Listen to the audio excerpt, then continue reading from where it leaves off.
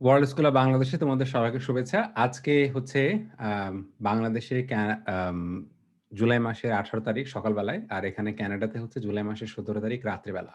ওকে, আজকে আমরা যে বিষয়টা নিয়ে আলাপ করব সেটা হচ্ছে বর্তমান পৃথিবীতে বিভিন্ন ক্ষেত্রে, পেশার ক্ষেত্রে, কাজের ক্ষেত্রে, অর্থনীতির ক্ষেত্রে প্রযুক্তির কোন ধরনের পরিবর্তন এসছে এবং এটা আমাদের ওভারঅল পুরো মানে ব্যাপারটা হচ্ছে প্রযুক্তিটা এটার মধ্যে সীমাবদ্ধ না যে আচ্ছা প্রযুক্তি আমি হচ্ছে কম্পিউটার সায়েন্স পড়ি শুধুমাত্র প্রযুক্তি আমার জন্যই, অথবা আমি ইংরেজি পড়ি প্রযুক্তিটা শুধু আমার জন্যই। তো গতকালকে আমাদের একজন শিক্ষার্থী আমাকে প্রশ্ন করেছে যে আমাদের বাংলাদেশে আগামী 15-20 বছরে কোন ধরনের পরিবর্তন বা কোন ধরনের বিষয়গুলো একজন শিক্ষার্থী হিসাবে আমাদের মনে রাখা উচিত, এবং যে বিষয়গুলো যদি আমরা না জানি তাহলে আমাদের জন্য ভয়াবহ বিপদের কারণ হতে পারে। এই বিষয়গুলো নিয়ে আমরা আলাপ করব। অনেকগুলো বিষয় আছে আমি তোমাদের সাথে ইংরেজিতে শেয়ার করব, যেগুলো হচ্ছে ইংরেজি ভিডিও কিংবা ইংরেজি ফাইল। সেগুলো না বুঝতে পারলে কোনো সমস্যা নেই। আমি ওগুলা বাংলায় সব বুঝিয়ে বলে দিব, মানে ক্রমান্বয়ে। ওকে? সো ১ম এ যেটা আমি শেয়ার করতে চাচ্ছি সেটা হচ্ছে একজন আমেরিকান আম লেখক, উনি একটা কথা বলেছিলেন বহু আগে। উনার কথাটাই আমরা আগে এখানে শেয়ার করি।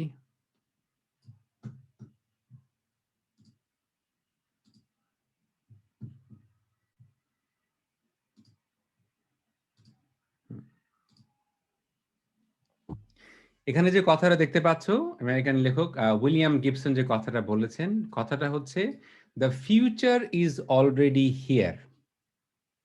It is just not evenly distributed." দেখো, এই কথাটা আম গিবসন একজন সায়েন্স ফিকশন রাইটার ছিলেন, এবং গিবসন অনেক ভিশনারি একজন মানুষ ছিলেন। তো গিবসনের এই কথাটার অর্থ কি? যে ফিউচার ইজ অলরেডি হিয়ার, এই কথাটার মানে কি? Anybody has a guess?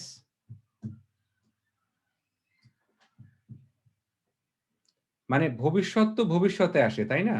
তো গিবসন এখানে যে জিনিসটা বোঝানোর চেষ্টা করছেন যে যখনই প্রযুক্তি কিংবা অর্থনীতি কিংবা যেকোনো কিছুর প্রগতি হয়, উন্নতি হয়, সেই উন্নতিটা সবার জন্য ডিস্ট্রিবিউট করা হয় না।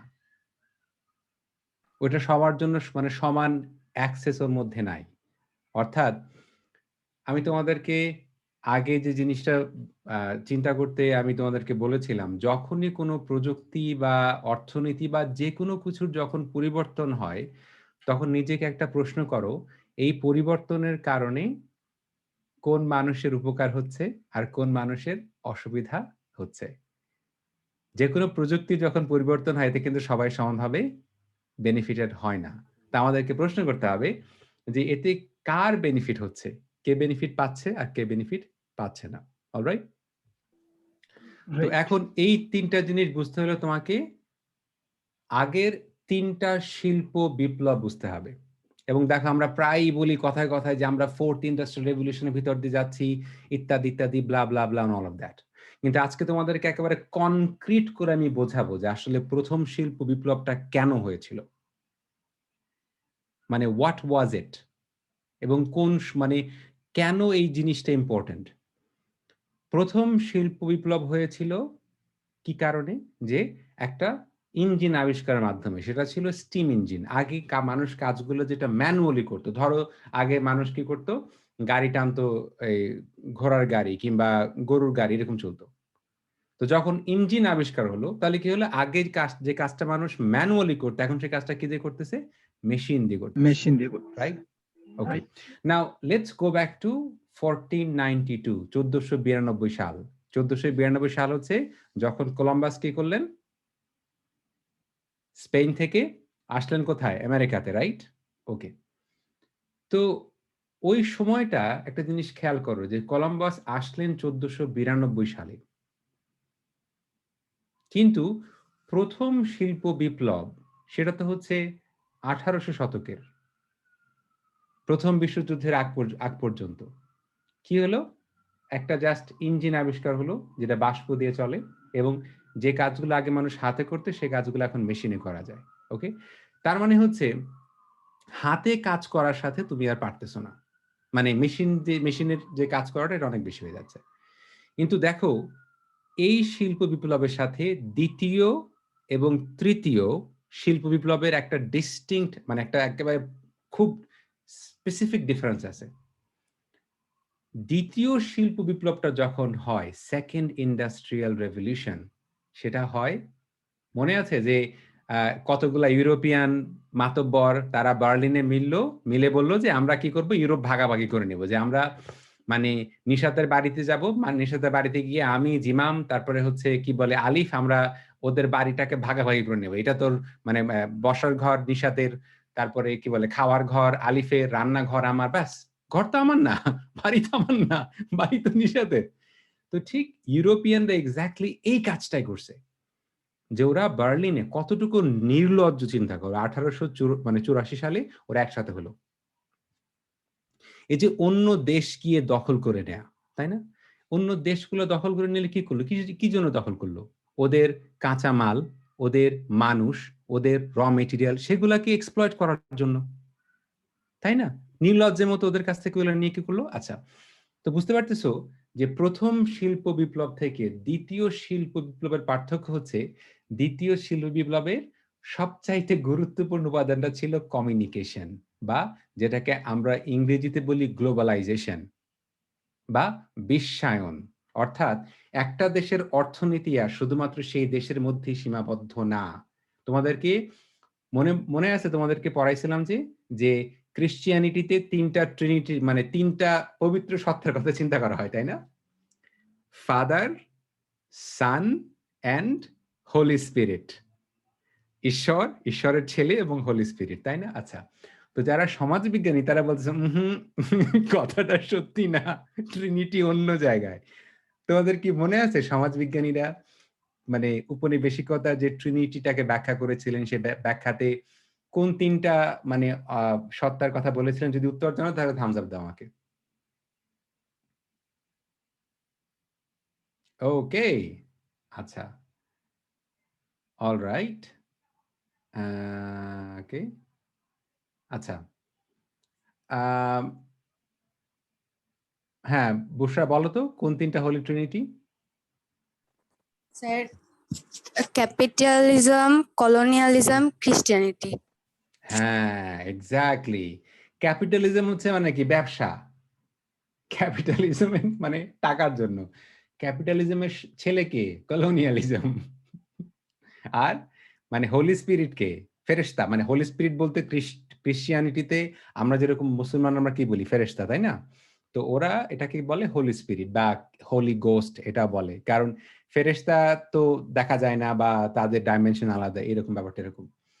তো ক্যাপিটালিজমের ছেলে ক্রিশ্চিয়ানিটি, সরি কলোনিয়ালিজম, মানে কলোনিয়ালিজম মানে হচ্ছে উপনিবেশিকতা, এবং উপনিবেশিকতার মানে আত্মাটা কি জন্য আসছে? আসছে তোমার দেশকে লুণ্ঠন করার জন্য, তোমার কাছ থেকে চুরি করে সবকিছু নিয়ে যাওয়ার জন্য। কিন্তু বলছে না, না, না, না, তোমাদেরকে সভ্য করতে আসছি। এটা, এবং এইটার সাথে এই ক্রিশ্চিয়ানিটি, ক্যাপিটালিজম এবং কলোনিয়ালিজমের সাথে এখন যেটা আমরা ডিসকাস করব, এটার একটা অতপ্রত সম্পর্ক আছে, যেটা কোনোভাবেই সেপারেট করা যাবে না। তো ১ম শিল্প বিপ্লব থেকে বাকি শিল্প বিপ্লবগুলোর যেটা তোমার মানে পার্থক্য, সেটা হচ্ছে এই সবগুলা হচ্ছে গ্লোবালাইজেশন। গ্লোবালাইজেশন মানে কি? সবকিছু এক হয়ে যাবে। তুমি যদি গ্লোবালাইজেশন মনে রাখতে কষ্ট হয়, তাহলে 1 তো বোঝো। 1 মানে হচ্ছে ১। 1 মানে হচ্ছে ১। মানে এমন একটা অর্থনীতির ব্যবস্থা, মানে এমন একটা সংস্কৃতি, মানে এমন একটা রাজনীতি যে মানে আমেরিকাতে একটা আবিষ্কার হলো, সেটা বাংলাদেশে এসেও তার একটা অনেক বড় পরিবর্তন করে দিল। যেমন উবার। উবার কি বাংলাদেশে আবিষ্কার হয়েছিল? বাংলাদেশে আবিষ্কার হয় নাই তো। It's an American company. কিন্তু বাংলাদেশে উবার নাই এখন। বাংলাদেশে তোমার কি বলে Facebook কি বাংলাদেশে আবিষ্কার হয়েছিল? হয় নাই। অবশ্য মাঝে মধ্যে অনেকে ভুল করে বলে ফেলে যে Facebook বাংলাদেশে আবিষ্কৃত হয়েছে। মানে বাংলাদেশে আবিষ্কৃত হয় নাই। তো মানে ফেসবুকটা হয়েছে আমেরিকান কোম্পানি। কিন্তু বাংলাদেশে আমরা এর একেবারে আ অনেক বড় এর প্রভাব দেখতে পাচ্ছি। তাহলে গ্লোবালাইজেশন মানে কি? অনেক কানেক্টেড। মানে একটা থেকে আরেকটা তুমি কি করতে পারবা না? বিচ্ছিন্ন করতে পারবা না। প্রথম শিল্প বিপ্লব থেকে দ্বিতীয় শিল্প বিপ্লব যখন শুরু হলো ধরো আনুমানিক 1800 তোমার 70 সালের দিকে। 1884 সালে কি হলো? ওই যে ইউরোপিয়ান কতগুলো মাতব্বর বসে ভাবলো যে আমরা কিভাবে ইউরোপের কে কোন অংশ নিবে। তাই না? এখান থেকে কি বুঝতে পারতেছো? তখনই ওদের অর্থনীতিটা অন্য দেশকে শোষণ করার উপরে নির্ভরশীল হয়ে গেছে। দ্বিতীয় শিল্প বিপ্লবের মাঝেই বুঝতে পারছো। আচ্ছা, তাহলে দ্বিতীয় শিল্প বিপ্লবটা কেন হয়েছিল? কমিউনিকেশনের কারণে। কমিউনিকেশন কিভাবে? সেটা হোক নৌকা দিয়ে, হোক রেল লাইন দিয়ে, হোক তোমার স্টিল আবিষ্কার হলো এগুলা দিয়ে, বিদ্যুতের কারণে। কিন্তু একটা কথা যদি মনে রাখো সেটা হচ্ছে কমিউনিকেশন। এটা হচ্ছে তোমার দ্বিতীয় শিল্প বিপ্লব। মানে যেটা ভারতে তোমার কাঁচামাল তৈরি হচ্ছে, অর্থাৎ আমাদের বাংলাদেশে আমরা বাঙালিরা কি করতাম? আমরা ধান চাষ করতাম। আমাদেরকে বলল নীল চাষ করতে হবে। কেন? কারণ নীল দরকার ওদের টেক্সটাইলে। যদি নীল চাষ না করো তোমার হাত কেটে ফেলবে। বাংলাদেশে মানে বাঙালিরা কি করতে পারত? পৃথিবীর সর্বশ্রেষ্ঠ কাপড় তৈরি করত, মসলিন। কিন্তু মসলিনে এত দাম এবং এত চাহিদা, যাতে করে ওরা মসলিন উৎপাদন করতে না পারে, ওরা কি করলো? এখানে এসে যারা মসলিন কাপড় তৈরি করে তাদের হাত কেটে ফেললো। তার মানে বুঝতে পারতেছো যে দ্বিতীয় শিল্প বিপ্লবটা ছিল তোমার কানেকশনের উপরে এবং অন্য দেশের অর্থনীতি, অন্য দেশের মানুষকে শোষণ করার মাধ্যমে দ্বিতীয় শিল্প বিপ্লব। ওকে, তৃতীয় শিল্প বিপ্লবটাও কিন্তু একই ধরনের, কিন্তু আরো বেশি ইন্টেন্স। কমিউনিকেশনটা আরো বেশি ইন্টেন্স হয়ে গেল কিভাবে? ইলেকট্রনিক্স এর কারণে। প্রথমে তোমার এই টেলিফোন, টেলিগ্রাফ, তারপর রেডিও, কমিউনিকেশন, ইন্টারনেট, মানে ইলেকট্রনিক্স, এগুলো আসলো তোমার তৃতীয় শিল্প বিপ্লব। ওকে, এরপরে চতুর্থ শিল্প বিপ্লব, সেটা কমিউনিকেশন আরো ইন্টেন্স হয়ে গেল, মানে আরো ইন্টেন্স। এবং এই ফোর্থ ইন্ডাস্ট্রিয়াল রেভলিউশনটার কারণে আমাদের গতানুগতিক শিক্ষা পদ্ধতি যে একেবারে মুখ থুবড়ে পড়ে গেছে, একেবারে মুখ থুবড়ে পড়ে গেছে। এটা কিন্তু শুধুমাত্র বাংলাদেশে না, সারা পৃথিবীতে। এটা এখন আমি তোমাকে আস্তে আস্তে বোঝাবো এবং দেখাবো। ওকে,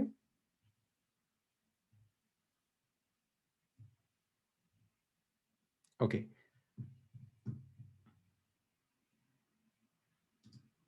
জাস্ট এই স্ক্রিনটা খেয়াল করো যে তোমার চারটা শিল্প বিপ্লব দেখতে পাচ্ছ এখানে। প্রথমটা হচ্ছে স্টিম ইঞ্জিনের কারণে, হ্যাঁ। সেকেন্ডটা এখানে দেখাচ্ছে electrical energy based on mass production, যেটাই হোক, কিন্তু আমি তোমাকে বলতেছি সেকেন্ডটাও কি? কমিউনিকেশনের কারণে। যে তোমার এই ভারত থেকে কিংবা সারা বিশ্ব থেকে কাঁচামাল এনে ইউরোপীয়রা কি করতে পারতেছিল? এই যে ম্যাস প্রোডাকশনের কথা বলতেছে, মানে অনেক উৎপাদন, অনেক কিছু উৎপাদন করতেছে। তো সারা পৃথিবী থেকে যদি ওরা কাঁচামালগুলো আনতে না পারতো, তাহলে কি ম্যাস প্রোডাকশন করা সম্ভব হতো? হতো না তো। এবং দ্বিতীয় শিল্প বিপ্লবে দেখো এই যে বিদ্যুতের একটা দেখতে পাচ্ছ, তাই না? তৃতীয় শিল্প বিপ্লবে কি হয়ে গেল? কম্পিউটার চলে আসলো, কম্পিউটারের কারণে। এখন দেখো তো, তৃতীয়, এখন এখন এই তিনটা জিনিস খেয়াল করো। দ্বিতীয়, তৃতীয় এবং চতুর্থ, এই সবগুলা শিল্প বিপ্লবের একটা কমন এলিমেন্ট আছে, সেটা হচ্ছে কমিউনিকেশন। সবগুলোতে কমিউনিকেশন। এটাতেও কমিউনিকেশন, এটাতেও কমিউনিকেশন, এটাতে আরো ইন্টেন্স কমিউনিকেশন, আরো ইন্টেন্স কমিউনিকেশন।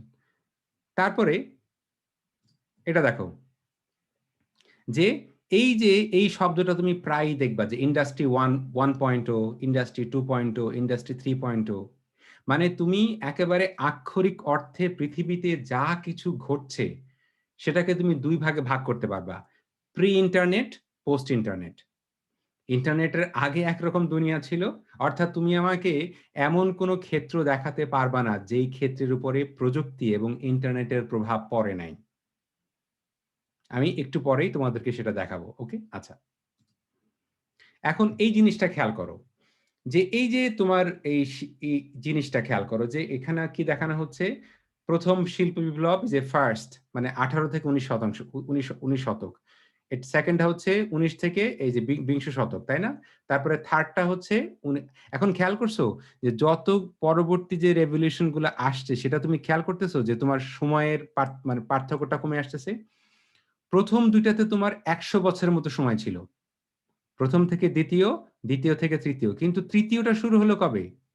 1980 সালে ডিজিটাল রেভলিউশন শুরু হলো। ঠিক আছে? চতুর্থ শিল্প বিপ্লব ১৯৯০ সালের পরে, সরি ২০০০ সালের পরে তোমার এই যে ম্যাস ডেটা, এখন এই জিনিসটাই অনেকে পার্থক্য করতে পারে না, অনেকে বোঝে না।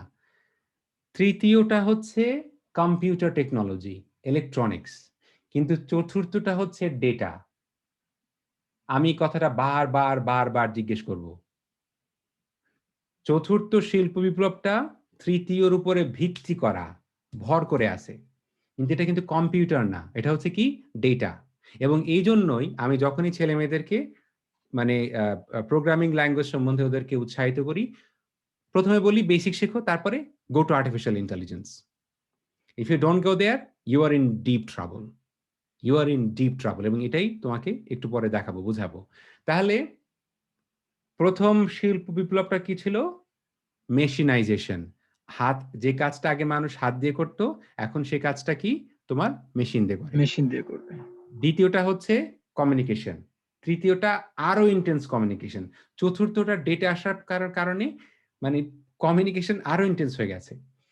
কেউ বলছে আমরা এখন পঞ্চম শিল্প বিপ্লব, ফিফথ ইন্ডাস্ট্রিয়াল রেভলিউশন। এখন কথা হচ্ছে ১৯৮০ সালের পর থেকেই ৩টা শিল্প বিপ্লব। ৮০ সালের পরে হচ্ছে ইলেকট্রনিক্স। ২০ বছর আগে যেটা ছিল ১০০ বছরের জন্য লাগতো, ১০০ বছর লাগছে। ৮০ থেকে ২০০০, ২০ বছর পরেই আরেকটা ইন্ডাস্ট্রিয়াল রেভলিউশন শুরু হয়ে গেল। তাহলে আমরা যে শিক্ষা ব্যবস্থার ভেতর দিয়ে যাচ্ছি, সেই শিক্ষা ব্যবস্থাটা তৈরি হয়েছিল তোমার দ্বিতীয় শিল্প বিপ্লবের সময়। এখন এই যে বারবার আমরা বলতেছি শিল্প বিপ্লব, শিল্প বিপ্লব, শিল্প বিপ্লব, এত শিল্প বিপ্লব নিয়ে চিন্তা করে লাভ কি আমাদের? শিল্প মানে হচ্ছে কর্মসংস্থান। তোমার ইনকাম কোত্থেকে আসবে, তোমার জীবিকাটা কোন জায়গা থেকে আসবে।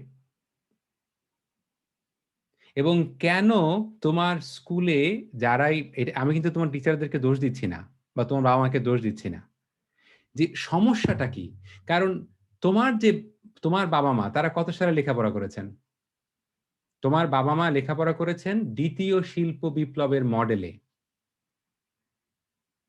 ওনারা যখন চাকরি করছেন তখন অলরেডি তৃতীয় শিল্প বিপ্লব শুরু হয়ে গেছে। এখানে এমন একটা বাচ্চা আছে যার বাবা মা তোমার কি বলে এই প্রথম শিল্প বিপ্লবের সময় জন্মাইছিল? কেউ না। তো তোমার যে লেখাপড়া, সেই লেখাপড়া তো দ্বিতীয় শিল্প বিপ্লবের মডেলে। এখন দ্বিতীয় শিল্প বিপ্লবের মডেলটা মানে কি? Second industrial revolution. তখন কি ম্যাস প্রোডাকশন, অনেক পণ্য তৈরি করো। কিরকম? যেমন ধরো একটা ফ্যাক্টরিতে, যেমন গার্মেন্টস ফ্যাক্টরি, এটা সেকেন্ড ইন্ডাস্ট্রিয়াল রেভলিউশন মডেলের। গার্মেন্টস ফ্যাক্টরি কিরকম? একজন মানুষ গার্মেন্টসে কাজ করে, সারাদিন একই জামা বানায়, একই জামা মানে বানাচ্ছে একটার পর একটা সারাদিন, মানে সে মানে সকাল থেকে আরম্ভ করে রাত ১০টা পর্যন্ত খালি বোতামি সেলাই করতেছে, বোতামি সেলাই করতেছে। সে কিন্তু আর কোনো কাজ করে না। তার মানে তুমি যদি একটা কাজ পারো, জাস্ট একটা কাজ, ওই একটা কাজ যদি তুমি বারবার করবা। এখন ধরো এই খালিদ স্কুলে পড়তে আসছে, খালিদরে বললাম, "শোন, এইভাবে মানে জমা খরচের হিসাব রাখতে হয়। এই টাকা আসলো, এই টাকা গেল। That's it." এখন খালিদরে আমি মানে প্রাইমারি স্কুল থেকে আরম্ভ করে বিশ্ববিদ্যালয় পর্যন্ত খালি কি শিখাইলাম? Debit, credit. টাকা আসে, টাকা যায়, টাকা আসে, টাকা যায়। খালিদের তো চিন্তা করার প্রয়োজন নাই। ক্রিয়েটিভলি চিন্তা করার প্রয়োজন নাই। He doesn't have to. কারণ ও যদি একটা কাজই বারবার করে, একটা কাজ বারবার করতে ও একটা কাজই জানবে, আর কিছু কিন্তু জানবে না। কিন্তু তৃতীয় শিল্প বিপ্লব বা থার্ড ইন্ডাস্ট্রিয়াল রেভলিউশনে তখন কি চলে আসছে? ইলেকট্রনিক্স চলে আসছে, কম্পিউটার চলে আসছে, পরিবর্তন শুরু হয়ে গেছে। ২০ বছর। তাহলে কি বুঝতে পারতেছো কেন তোমাদের টিচাররা বা তোমাদের বাবা-মারা এটা বোঝেন না? কারণ আমরা কোনো কিছু কিভাবে বুঝি? যে আমাদের জীবনের অভিজ্ঞতা থেকে। তাই তো? এছাড়া তো অন্য কিছু উনি বুঝবেন না। ওকে? তো তৃতীয় থেকে চতুর্থ শিল্প বিপ্লব মাত্র ২০ বছর। আগে একটা বিপ্লব হওয়ার জন্য যখন ১০০ বছর সময় লাগতো, তখন একটা পদ্ধতিতে পড়াশোনা করলে তোমার জীবন পার। তুমি তো ১০০ বছর বাঁচবা না। তো এখন আমরা যে সময়টাতে বাস করি, সেই সময়টাকে বলা হয় এক্সপোনেনশিয়াল টাইম। এখন ২ বছরে যা হয়, আগে সেটা হওয়ার জন্য ১০০ বছর লাগতো। তো এখন যে শিল্প বিপ্লবটার ভিতর দিয়ে আমরা যাচ্ছি, এটাকে বলা হয় চতুর্থ শিল্প বিপ্লব। এটা বললেই মাথার মধ্যে কি আসতে হবে? Data. Fourth industrial revolution, industry 4.0 বললেই কি? ডেটা। ঠিক আছে? আচ্ছা। এখন তোমাকে একটু আগে শিখালাম না যে প্রথম থেকে ফার্স্ট ইন্ডাস্ট্রিয়াল রেভলিউশনের পর থেকে সবগুলাই কি? কমিউনিকেশন আরো ইন্টেন্স থেকে আরো ইন্টেন্স, আরো ইন্টেন্স থেকে আরো ইন্টেন্স, তাই না? তো সবকিছু ওয়ান হয়ে যাচ্ছে, ওয়ান হয়ে যাচ্ছে। আমি তোমার ওখান থেকে, তুমি যেখানে বসে আছো সেখান থেকে 12,000 মাইল দূরে বসে তোমার সাথে কথা বলতেছি। এটা কি কমিউনিকেশন না? জি। আগে 12,000 মাইল দূর থেকে একটা চিঠি যাইতেই তো তোমার মানে মাস লাগতো। এখন সেকেন্ডও লাগতেছে না। একটা সেকেন্ডেরও মানে কোনো ল্যাগ নাই। আমি তোমার সাথে কথা বলতেছি, কোনো ল্যাগ নাই। তোমার কি মনে হচ্ছে আমার ঠোঁট নড়তেছে তারপরে তোমার শব্দ যাচ্ছে? ইট ইজ নট।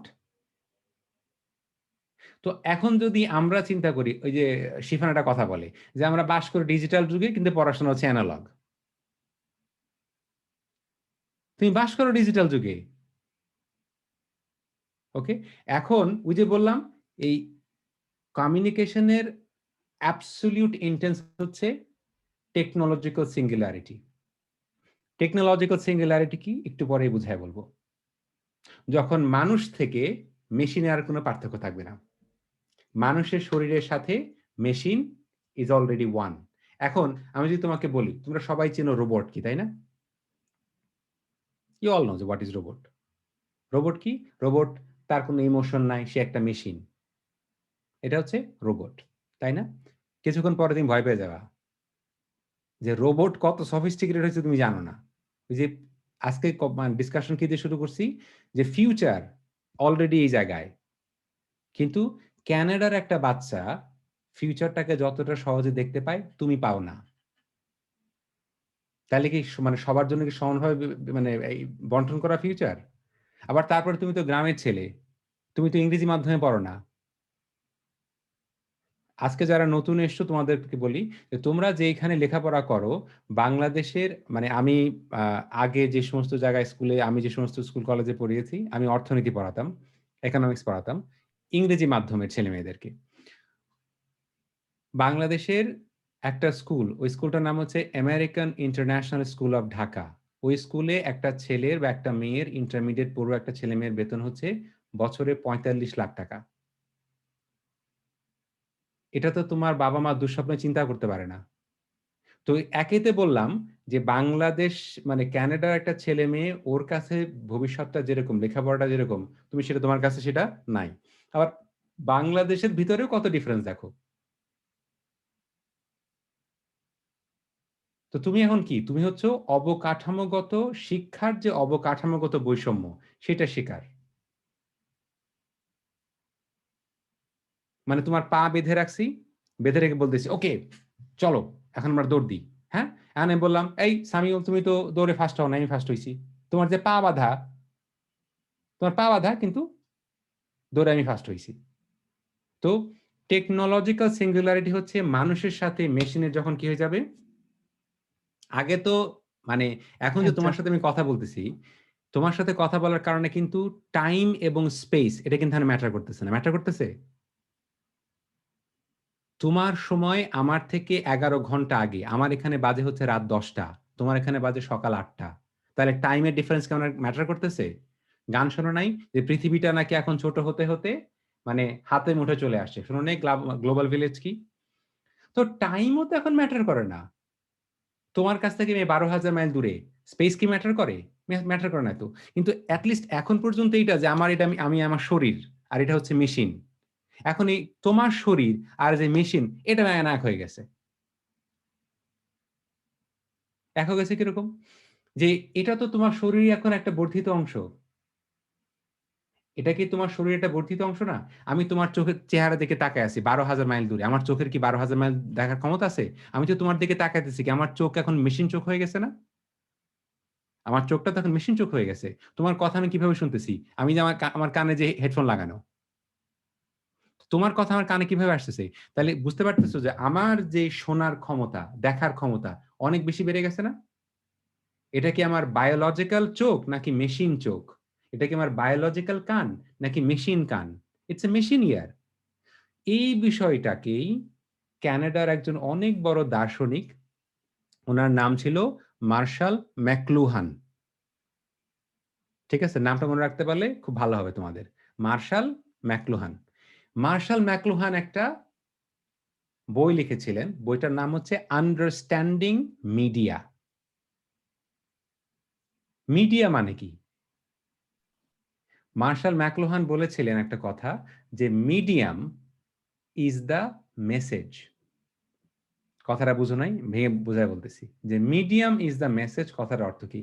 তোমাদেরকে আমি বিভিন্ন সময় বলি নাই যে তুমি কি বলতেছো সেটা ইম্পর্টেন্ট না। তুমি যদি কথাটা ইংরেজিতে বলো, ওরে বাপরে, ইংরেজিতে বললো কথাটা, তাই না? তাহলে তোমার কাছে ব্যাপারটা খুব গুরুত্বপূর্ণ হয়ে যায়, তাই না? তাহলে একই কথা যখন আমি ইংলিশ মিডিয়ামে বলি তখন দাম বেড়ে যায়, বাংলায় বললে থাকে না। আমি যদি কাউকে গালি দিই, ইউ ইডিয়েট, তখন বলবো আরে বাপরে, দেখছো আমার ছেলে কত ইংরেজি জানে, গালিটাও ইংরেজিতে দেয়। ঠিক আছে? তো বুঝতে পারতেছো যে মিডিয়ামটার মানে তোমার মেসেজ। আমি তোমাকে একটা গালি দিলাম, মেসেজটা হচ্ছে গালি, কিন্তু মেসেজটা ইম্পর্টেন্ট না। ইম্পর্টেন্টটা কি? মিডিয়াম।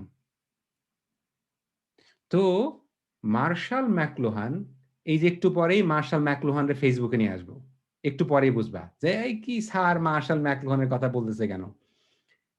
আমি যখন কালকে নিশাতের কথা শুনতেছিলাম, যে আমি ভাবতেছিলাম যে এই মেয়েটার এই কথাটা একদিন সারা দুনিয়াকে তাক করে দিবে। ও বলতেছিল যে হ্যাঁ, নলেজ যখন ক্ষমতাবান মানুষের কাছ থেকে আসে, এটা হচ্ছে নলেজ। যেমন এরকম একজন ফ্রেঞ্চ ফিলোসফার মিশেল ফুকো, আমি চিন্তা করতেছিলাম নিশাত ক্লাস 10-এ পড়ে, ও বলতেছে মিশেল ফুকো। এই কিরণ, তুই তো মাস্টার্স করিস, তোর কোনো ফ্রেন্ড মিশেল ফুকো জানে? No, no, no. They don't. জানে না। তো তোমাদেরকে আমি এই মেসেজগুলো শিখাই। তো তোমাদেরকে বলছিলাম মিশেল, এটা মার্শাল। ঠিক আছে? তো তোমরা এই যে আমি যে কম্পিউটার ব্যবহার করি, এটা কি? যে ম্যাক কম্পিউটার না? এই যে ম্যাক কম্পিউটার। ঠিক আছে? ম্যাক থেকে ম্যাকলুহান। ওকে? কি বলবা? Martial McLuhan. জিমা মিটি হাসতেছে, বলতেছে হ্যাঁ দেখো স্যারের একটা যে কি বলে আইপ্যাড আছে, স্যার দেখাই দিলে। ব্যাপারটা সেরকম না, আমি আইপ্যাড দেখাই দিই নাই। তোমার নামটা যেন মনে থাকে, এই জন্য আমি তোমার মানে মার্শাল, ওই যে মিশেল মার্শাল, আমার কি কম্পিউটার আছে? ম্যাক কম্পিউটার আছে। ম্যাক থেকে ম্যাকলুহান, মার্শাল ম্যাকলুহান। সে কি বলল? যে মেসেজটা ইম্পর্টেন্ট না। কি ইম্পর্টেন্ট? মিডিয়ামের পাওয়ার মেসেজের চাইতে বেশি। কথাটা এখন বুঝতে পারতেছো? তো আমরা এখন কি করি? সোশ্যাল মিডিয়া ব্যবহার করি না? কি ব্যবহার করি? Social social media. Media. Social মিডিয়াও তো এক ধরনের মিডিয়াম না? তো যে সোশ্যাল মিডিয়া ব্যবহার করতে পারে না, মনে হয় তার জীবনে কোনো দাম নাই। বাংলাদেশে ধরো কোন একটা মানুষের যখন কোন ধরনের তার উপরে অত্যাচার হয়, তার কথাটা যদি সোশ্যাল মিডিয়াতে ভাইরাল হয়ে যায়, না না না না, তার মানব অধিকার আছে। তো এখন বুঝতে পারছো যে যে মানুষগুলো না খেয়ে আছে, সবাই তো না খেয়ে আছে, সবার কথাটা গুরুত্বপূর্ণ হওয়া উচিত। কিন্তু এখন কি বুঝতে পারতেছো যে মার্শাল ম্যাকলুহান 60-এর দশকে বলে গেছে কোনটা বেশি ইম্পর্টেন্ট, মিডিয়াম নাকি মেসেজ? মিডিয়াম। এমনকি মিডিয়াম কি বুঝতে পারছো যে কেন তোমার মিডিয়াম এত বেশি পাওয়ারফুল?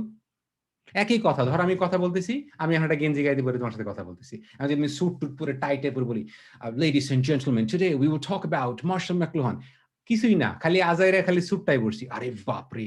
মিডিয়াম কি বুঝতে পারছো? যা দেখা যায়। একই কথা তুমি তোমার গ্রামের আঞ্চলিক ভাষা বলো, যে যেটা কথা কইছিল মার্শাল ম্যাকলুহান, সেটা হলো একটা সময় আসবি যখন মানে মানুষ কি কথা কইলো সেইটাই গুরুত্বপূর্ণ হবি না, কথাটা কইছে কেবে করে সেইটাই গুরুত্বপূর্ণ হয়ে যাবি। তখন কিন্তু না, এটা কি করলো, আর এটাই তো মার্শাল ম্যাকলুহান বলছে, তো মিডিয়া কি একটা বলার পদ্ধতি না? সোশ্যাল মিডিয়া, বুঝতে পারছো?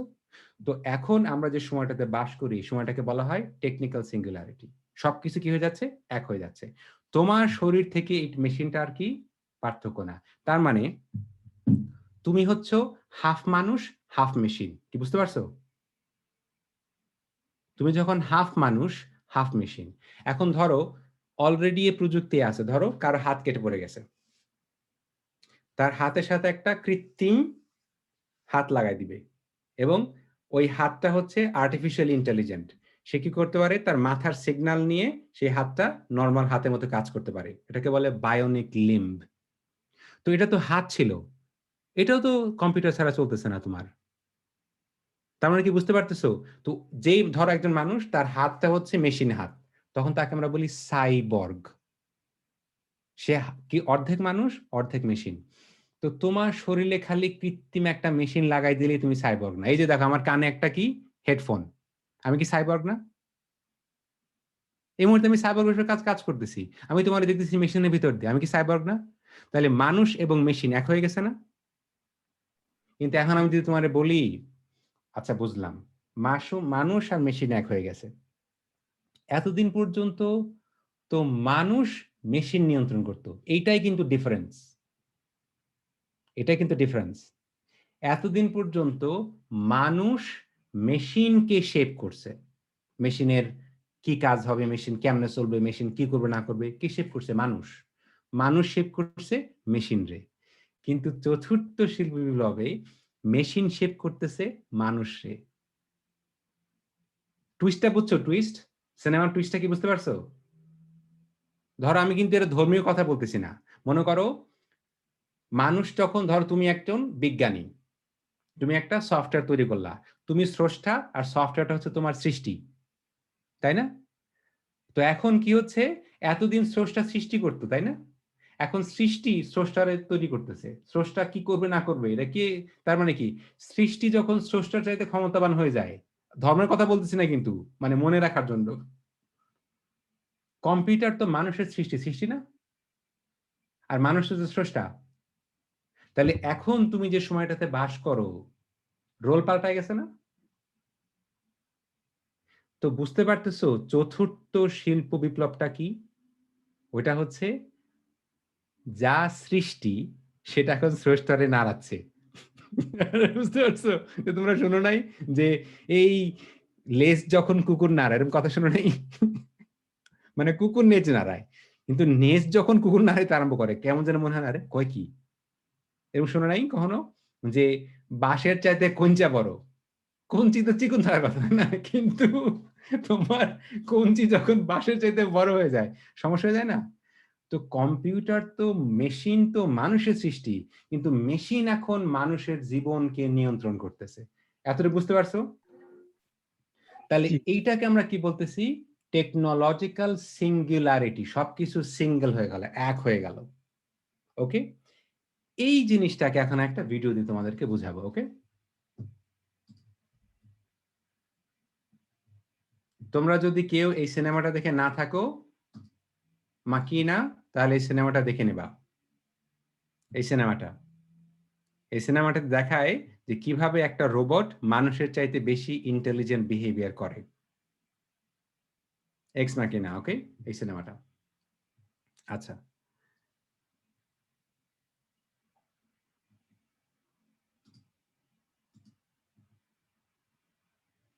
এখন এই গ্রাফটা বুঝতে হবে, খুব ভালো করে এই গ্রাফটা বুঝতে হবে।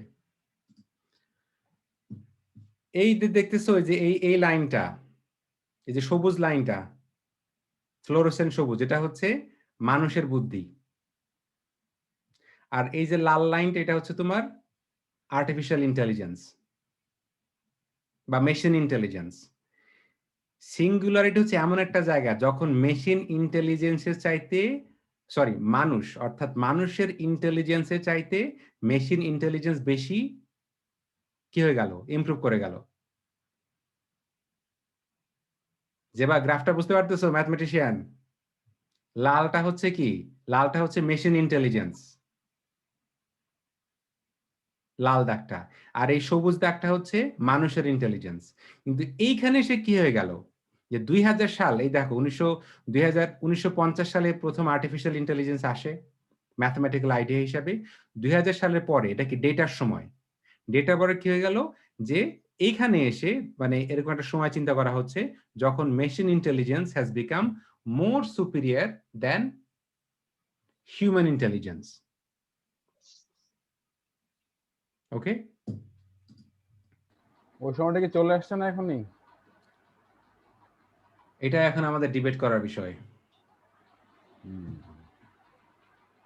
এখন আচ্ছা, তোমরা যদি সবাই শুনতে পারো তাহলে কিন্তু আমাকে বলবা, আর শুনতে না পারলে আমাকে বলবা যে শুনতে পারতেছো না। ওকে?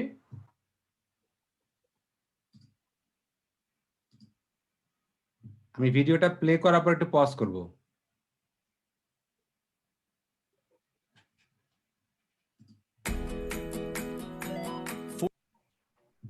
জি মানে কোনো ল্যাগ হচ্ছিল, ভিডিও টাইম ল্যাগ হচ্ছিল? একটু No, একটু। ওকে, টাইম আচ্ছা, ল্যাগ অলরাইট। ছিল না। আচ্ছা, এটা ডিপেন্ড করে ইন্টারনেটের স্পিডের উপরে। আমি আবারও ওখানে যাচ্ছি। এই ভিডিওটা তোমাদেরকে দেখতে হবে, এটা নিয়ে আমরা এখন আলোচনা করব। ওকে? আগে ভিডিওটা খুব মনোযোগ দিয়ে সহকারে দেখবা।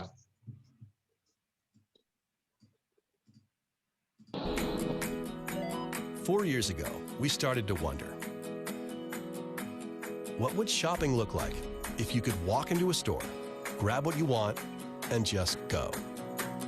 What if we could weave the most advanced machine learning, computer vision, and AI into the very fabric of a store so you never have to wait in line? No lines, no checkouts, no registers. Welcome to Amazon Go. Use the Amazon Go. So, how does it work?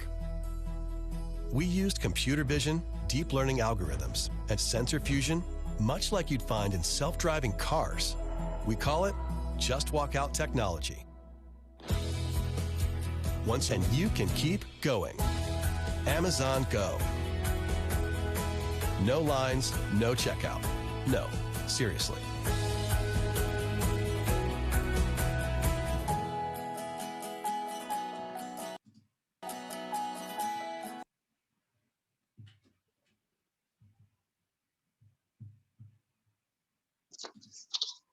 এটা 2017 সালে ছিল।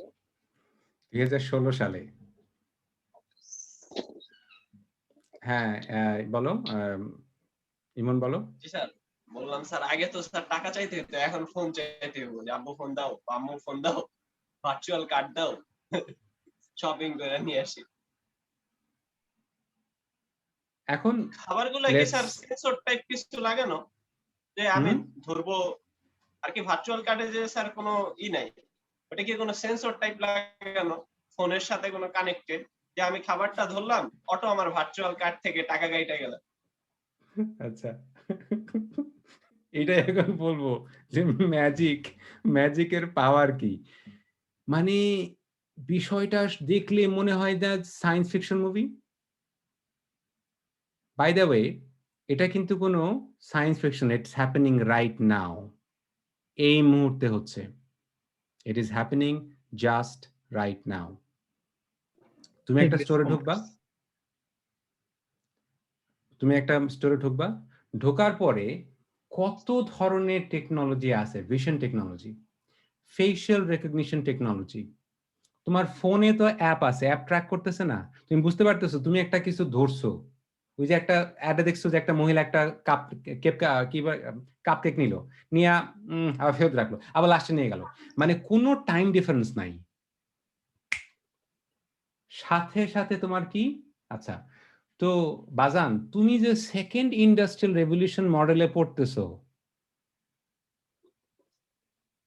যেই মডেলে তুমি একটা কাজ বারবার করতা, এখানে এমন কোন কাজ আছে যার স্ট্যান্ডার্ড যা অটোমেট করা হয় নাই?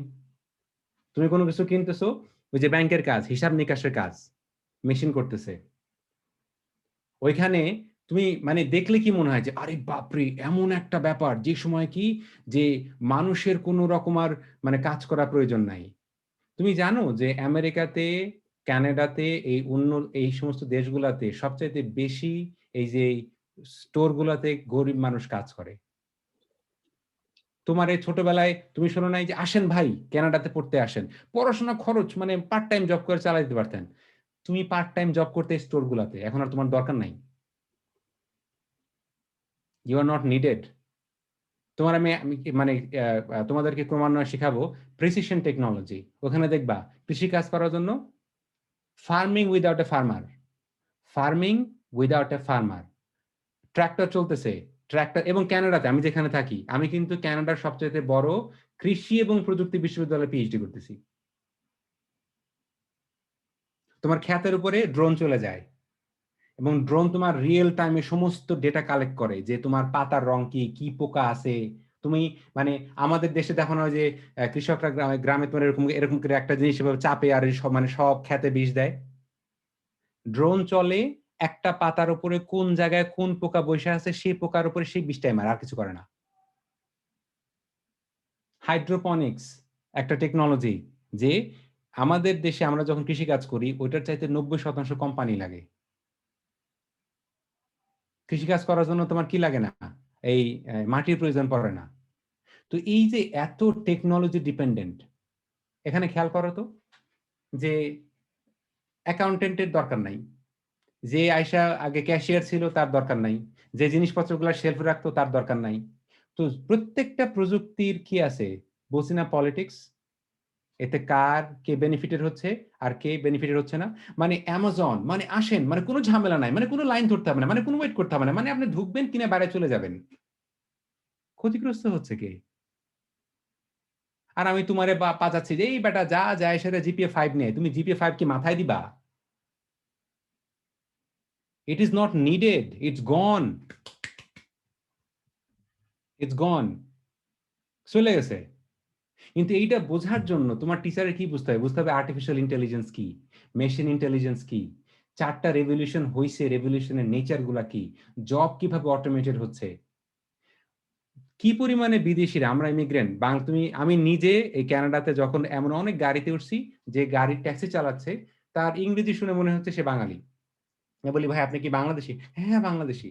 আপনি কি মানে যে আমি, সে কি করছে কানাডাতে আসছে, সে বুয়েট থেকে পাশ করছে, বুয়েট থেকে পাশ করে সে কানাডা আসছে, কিন্তু সে ইংরেজি জানে না তো বা এখানকার সংস্কৃতি শিখতে পারে না, এখানে এসে সে ট্যাক্সি চালায়। ট্যাক্সি চালাইতে এখন আর মানুষ প্রয়োজন পড়ে না। তো এতে করে এই যে প্রযুক্তিটা হচ্ছে এইটা 2016 সাল, 2016 সালের অবস্থা এইটা। এখন থেকে 5 বছর। আমি যদি তোমার একটু আগে বললাম যে এখন আমরা এক্সপোনেনশিয়াল সময়ে বাস করি, চিন্তা করো 5 বছরে কত কিছু পরিবর্তন হয়ে গেছে। আর আমি তোমারে শিখাইতেছি সাবজেক্ট যদি থার্ড পারসন সিঙ্গুলার নাম্বার হয় তাহলে ভার্বের সাথে এস বাই এস যোগ করিতে হয়। যেমন he does not go to school, he হচ্ছে কি third person singular number, do এর সাথে ইয়ে যোগ করিতে হবে, ডাজ। বুঝিছো? তোমার মাথায় বাড়ি, পানিতে ঝাঁপ দিয়ে পড়োগা, তোমার খবর আছে। বোঝো না কিছু, কচুরে গাও গেছু। আমার আমার আমার রাগ শুনে তোমার কিছু মনে করো না, আমি রাগগুলো আমি কথাগুলো বলি কষ্ট থেকে। যে যারা এই যে লাখ লাখ টাকা দিয়ে 40-45 লাখ টাকা দিয়ে পড়ে তারা কিন্তু এগুলো ঠিকই জানে, কিন্তু তুমি জানো না।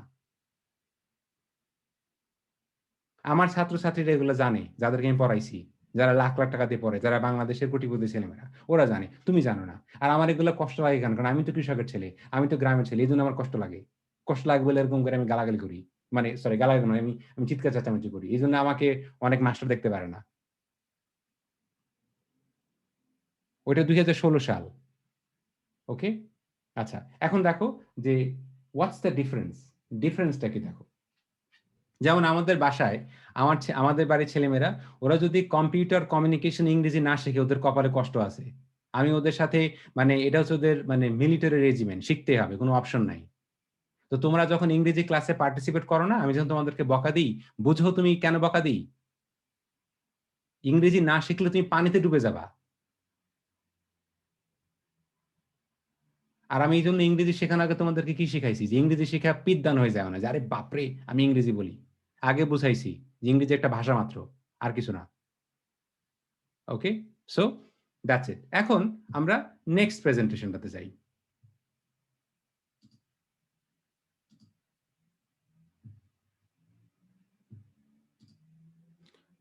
এখন কারা কারা হিন্দি বুঝো? আমি হিন্দি ভালো বুঝি না, তো আশা করি এই ভিডিওটা বুঝতে পারবা।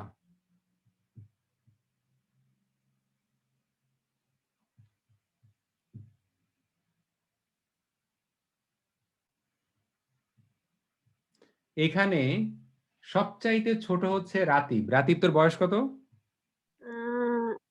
11। 11 বছর। ওকে, অলরাইট। নাও লেটস সি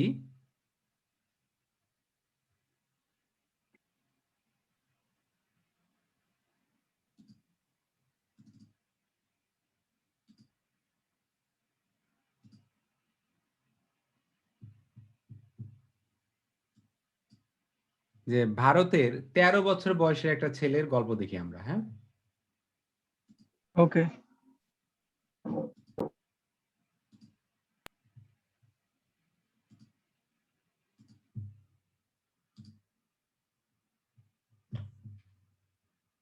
ওকে, তো তোমাদেরকে আমি একটা জিনিস শিখাইছিলাম,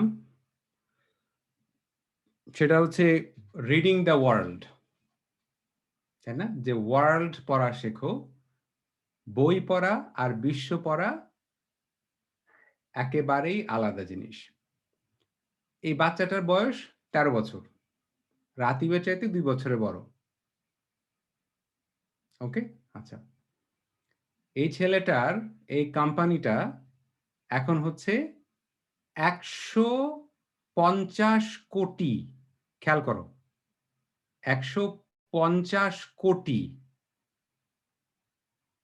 রুপির কোম্পানি, 13 বছর বয়স, তাই না? আচ্ছা, খুব ইমপ্রেসিভ, রাইট? Very impressive. আচ্ছা, কিন্তু তুমি যে জিনিসটা হয়তো বুঝতে পারতেছো না, যে আচ্ছা তোর বয়স তো 13 বছর, তোমার বয়স তো 13 বছর, 14 বছর বা আরো বেশি, তুমি ক্লাস 9-10-এ পড়ো। আচ্ছা, আমি যেহেতু জিমামকে সবচাইতে ইন্টিমেটলি মানে ওর সাথে আমি কথাবার্তা বলি, আমি ওরে জিজ্ঞেস করি, আচ্ছা ওর যেই মানে জিনিসটা করছে, ওই অ্যাপ ডেভেলপ কি কোনো কমপ্লিকেটেড কাজ? তো তিলক করতে পারছে, তোমার কি নাই যা তিলকের আছে?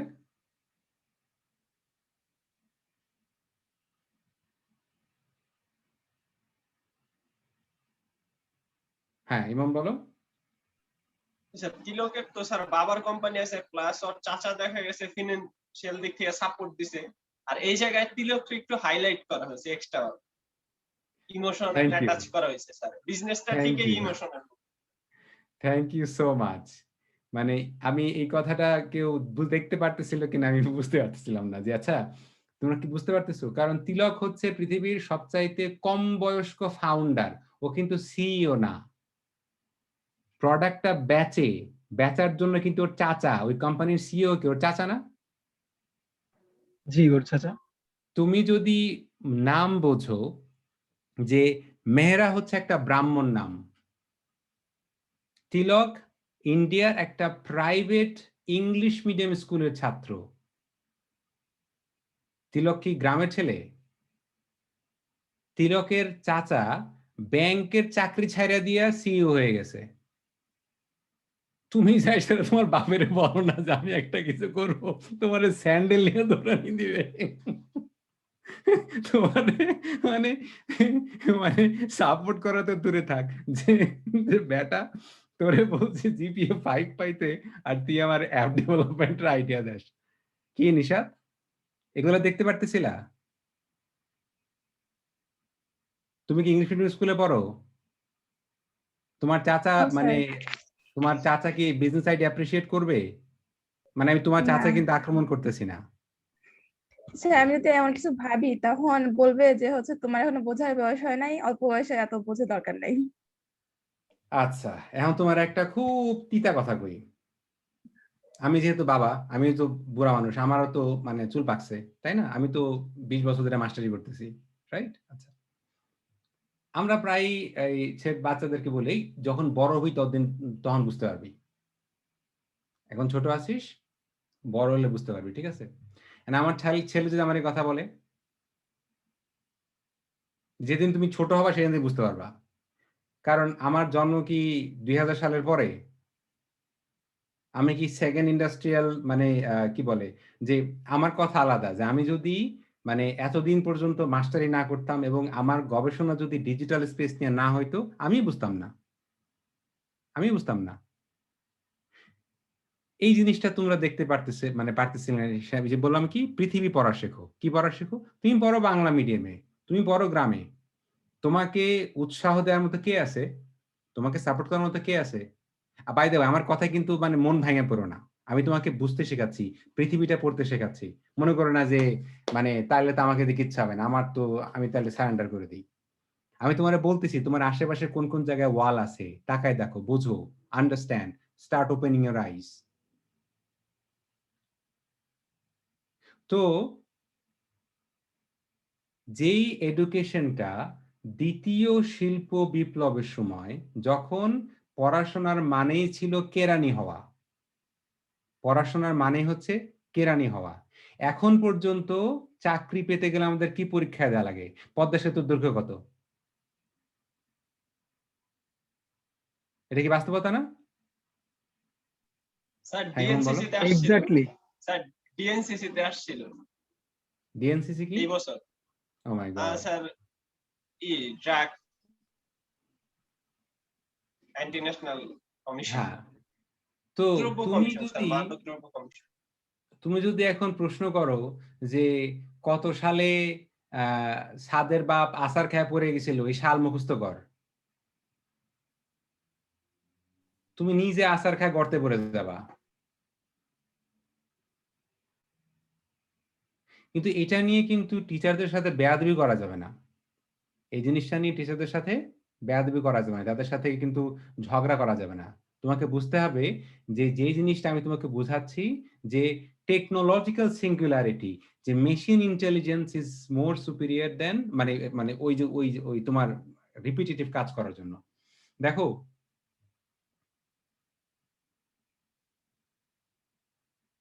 তিলক একজন পৃথিবীর সর্বকনিষ্ঠ ফাউন্ডার, তিলক কিন্তু মানে কিছুই করতে পারতো না যদি ওর চাচা চাকরি ছেড়ে দিয়ে সিইও না হইতো, ওর বাপ যদি ওর কোম্পানিতে, তিলক যদি কি উচ্চ বর্ণের অর্থাৎ মানে ইসের মানুষ না হইতো। Do you get it? Tilak যদি আজকে বস্তিতে থাকতে আসতো, তিলক যদি আজকে একদম দলিতের ছেলে হইতো। তো এই যে বাংলাদেশে বিভিন্ন সাকসেস স্টোরি শোনো যে আরে বাপরে ওই ছেলে এটা করে ফেলছে, এই ছেলেটা করে ফেলছে, আচ্ছা ভালো কথা, খুঁজে দেখো তো, আমি তোমাদেরকে ম্যাপ শেখাবো। I will teach you social map, যে পৃথিবীর সোশ্যাল ম্যাপ খুঁজে বের করো। দেখবা যে সহজ কথা, কেউ যখন দেখবে খুব এক্সেপশনালি সাকসেসফুল, কোয়েশ্চেন করো যে তার ইতিহাস কি, তার ইতিহাস কি।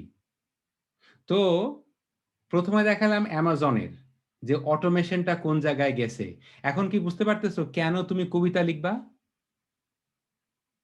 কেন তুমি ছবি আঁকবা, কেন তুমি মানে ক্রিয়েটিভ হবা? কারণ তোমাদেরকে আমি শিখাইছি প্রথম ক্লাসে, তোমাকে পাঁচটা সি শিখতে হবে। ক্রিটিক্যালি চিন্তা করতে শেখো, স্বতন্ত্রভাবে চিন্তা করতে শেখো। তিলকের মাথায় ওটা কিন্তু কোডের কারণেও 200 কোটি টাকা 150 কোটি টাকার মালিক হয়ে যায় নাই। একটা আইডিয়া যে ও এই ডাব্বাওয়ালারা মানে কি বলতেছিল যে ডাব্বাওয়ালারা মুম্বাইতে 127 বছর ধরে মানুষের ঘরে ঘরে খাবার দিয়ে বেড়ায়। ও সেটাকে কি করছে দেখছে। That's it. যেটা ইমন বলছে যে তিলকের নামটা জুড়ে দিলে, হ্যাঁ আচ্ছা ঠিক আছে, তিলক তো ক্লাস 8-এ পড়ে মাত্র। তিলক 8-এ পড়ে, ইংরেজি মাধ্যমে পড়ে, বড় লোকের ছেলে, ওর আপন চাচা চাকরি ছেড়ে দিয়ে, ব্যাংকের চাকরি ছেড়ে দিয়ে কোম্পানির সিইও হয়ে গেছে, ওর বাবা ওর কোম্পানিতে ইনভেস্ট করছে, তারপরে ওখানে গেছে। কিন্তু দেখে কি মনে হয়, তুমি যদি পৃথিবী পড়তে না শিখতা, তুমি ওইটা দেখে কি হীনমন্যতা ভুগতা, আরে আমাকে দিয়ে তো হবে না, আমি কি আর তিলকের মতো মেধাবী? কসু বোঝো না, কিছু কচুরে গা গেছু, কিসের মেধাবী? ওর আশেপাশে অনেক সাপোর্ট আছে, তোমার সাপোর্ট নাই। কি এখন বুঝতে পারতেছো বৈষম্যটা কোন জায়গায়? বৈষম্যটা মেধার না, বৈষম্যটা মাধ্যমের, বুঝো কিন্তু বৈষম্যটা মেধার না, বৈষম্যটা হচ্ছে মাধ্যমের। আর এই জন্যই তোমাদেরকে বলি ইংরেজি শেখো। Okay, so learn to read the world. এরপরে যদি তোমরা কেউ একবার ইংরেজি ক্লাস ফাঁকি দিছো, আচ্ছা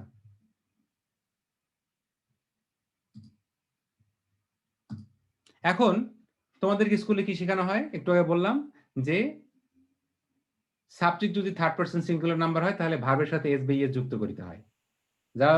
যাবা কোচিং করতে, সাই লেখ, সাবজেক্ট যদি থার্ড পারসন, দেখো না কি লেখো কিনা বলো। জি স্যার। তোমার স্যার বলে আর তুমি এটা লেখো। তো তোমার ওই লেখা, ভাষা শেখা মানে কি অবস্থা, তার মানে এই না যে আমি বলতেছি না ভাষা শিখতে হবে না, ভাষা অবশ্যই শিখতে হবে, কিন্তু থার্ড পারসন সিঙ্গুলার নাম্বার যাই না তোমার কি হবে সেটা তোমারে দেখাই। হ্যাঁ, এই দেখো পৃথিবীতে তোমরা কি ভয়েস অ্যাসিস্ট্যান্ট এই জিনিসটা বুঝো? যে তুমি কম্পিউটারে মুখে বলবা, কম্পিউটার কি করতে হবে না, লিখতে হবে না, লিখতে হবে না। লিখতে হবে না। GPT-3 নামে একটা ন্যাচারাল ল্যাঙ্গুয়েজ প্রসেসিং একটা মডেল আছে, এনএলপি মডেল আছে, এআই মডেল। যেই মডেলটার 175 বিলিয়ন প্যারামিটার, কথাটা বুঝলাম না, যে একটা মডেল, যে মডেলের প্যারামিটারটা হচ্ছে 175 বিলিয়ন। 175 বিলিয়ন বোঝো, 1 বিলিয়ন মানে 100 কোটি। জি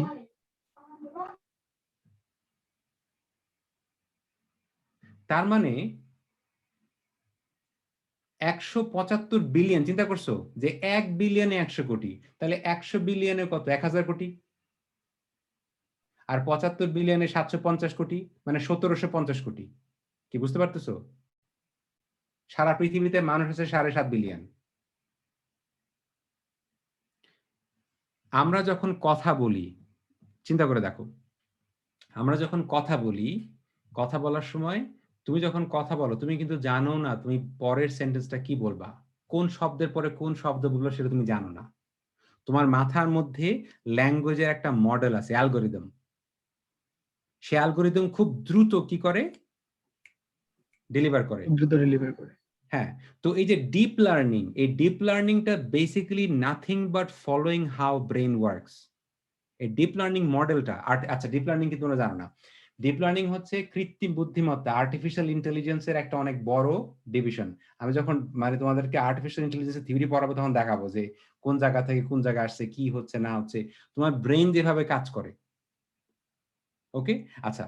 তো চিন্তা করো যে ওপেন এআই নামে একটা কোম্পানি আছে, সেই কোম্পানি তোমার সান ফ্রান্সিসকোতে 2015 সালে শুরু হয়েছে। এই তিলকের কোম্পানি শুরু হয়েছে 2018 সালে, আজকে সে 150 কোটি টাকার মালিক, তাই না? কয় বছরে?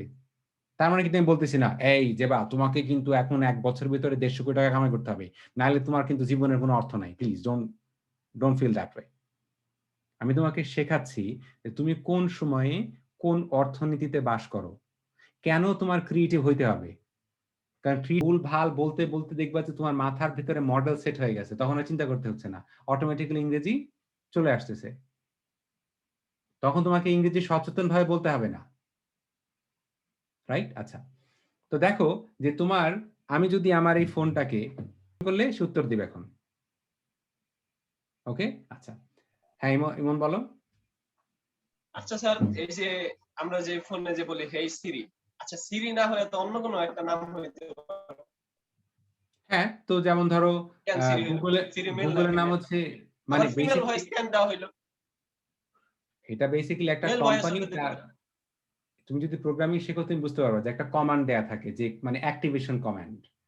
গুগলে যদি তুমি বলো যে ওকে গুগল, তাহলে তোমার কি হয়ে যায়, গুগল অ্যাক্টিভেটেড হয়ে যায়। সিরিটা হচ্ছে হেই সিরি, ও অ্যাক্টিভেটেড হয়ে যায়। বুঝতে পারতেছো? তারপরে আবার মাইক্রোসফট আছে কর্টানা, তারপরে অ্যামাজনের আছে অ্যালেক্সা। Alexa, right. ঠিক আছে? তো কথা হচ্ছে এই কোম্পানিগুলা এই ভয়েস অ্যাসিস্ট্যান্টের পিছনে লাগছে কেন? হ্যাঁ, আচ্ছা, এখন দেখো যে কি অবস্থা। Take a look at this. Total মার্কেটে 36% মার্কেট শেয়ার হচ্ছে সিরির, 36% হচ্ছে গুগলের, তারপরে অ্যামাজন, তারপরে হচ্ছে মাইক্রোসফটের কর্টানা। আচ্ছা, এই 4টা কোম্পানি তোমার সবচাইতে, মাইক্রোসফট, অ্যামাজন, গুগল, অ্যাপেল। আচ্ছা, তোমাদেরকে আমি দেখাই নাই যে পৃথিবীর 8টা মানুষের কাছে অর্ধেক মানুষের চাইতে বেশি সম্পদ, সারা পৃথিবীর অর্ধেক মানুষের কাছে বেশি সম্পদ। এই 8 জনের ভিতরে 7 জনই হচ্ছে টেক সিইও, এবং 7 জনই আমেরিকান, 7 জনই সাদা পুরুষ মানুষ। দেখাচ্ছি না তোমাদেরকে আমি? এখন তোমার কি বলতেছি, learn to read the world. Okay, তো আমি আমার ছেলেকে এখন থেকে 2 বছর আগে কম্পিউটার কিনে দিয়ে বলছি যে ওই অ্যাডোবি গ্রাফিক ডিজাইনের কাজ করতে বলছি। এখন দেখো যে সাবজেক্ট যদি থার্ড পারসন সিঙ্গুলার নাম্বার হয়, ওইটার কি অবস্থা দেখো।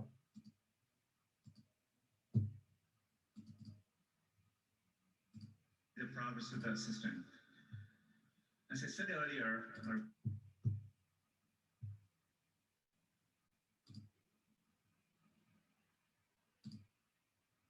দেখো যে একটা আর্টিফিশিয়াল ইন্টেলিজেন্ট মডেল কিভাবে কথা বলে? Progress with the assistant. সুন্দর picture. As I said earlier, our vision for our assistant is to help you get things done. It turns out a big part of getting things done is making a phone call. You may want to get an oil change schedule, maybe call a plumber in the middle of the week, or even schedule a haircut appointment. You know, we are working hard to help users through those moments. We want to connect users to businesses in a good way. Businesses actually rely a lot on this, but even in the US, 60% of small businesses don't have an online booking system set up. We think AI can help with this problem. So let's go back to this example. Let's say you want to ask Google to make you a haircut appointment on Tuesday between 10 and noon. What happens is the Google Assistant makes the call seamlessly in the background for you. So what you're going to hear is the Google Assistant actually calling a real salon to schedule the appointment for you. Let's listen.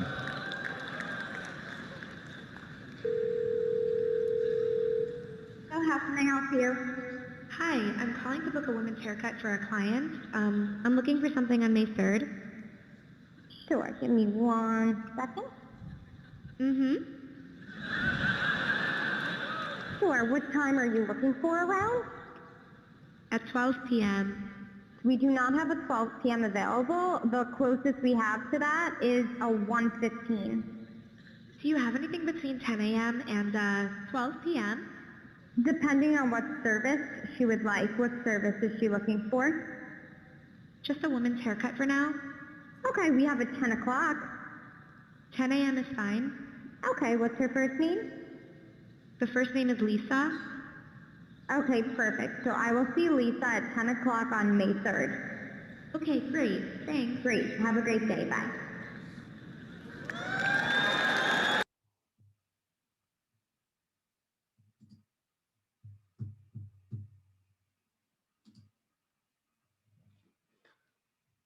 এখন এখান থেকে কি দেখলা যে গুগলের যে CEO সুন্দর পাচাই সে দেখাইলো যেই মানুষটা ফোন কল করছে সে কিন্তু মানুষ না, সে হচ্ছে একটা artificially intelligent model, AI model.